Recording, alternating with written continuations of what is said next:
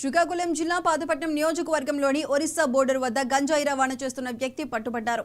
శనివారం ఆంధ్ర ఒడిశా చెక్పోస్ట్ వద్ద అనుమానాస్పదంగా ఉన్న వ్యక్తిని చెక్ చేయగా 4.596 కిలోల గంజాయి లభించింది.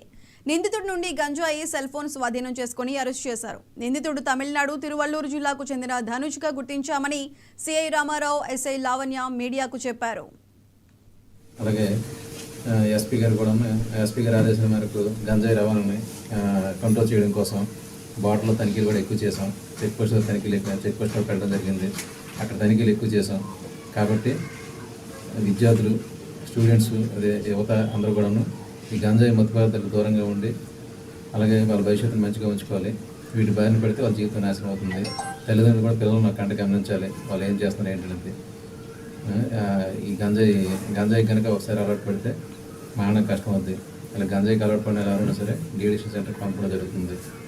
అలాగే ఈ గంజాయి పట్టుకోవడంలోనే మన border check post staff ASI Krishnarao, constables Gopalarao, అలాగే మన్మధరావు, పాతపట్నం ఎస్ఐ గారు అందరూ కూడా బాగా పనిచేశారు.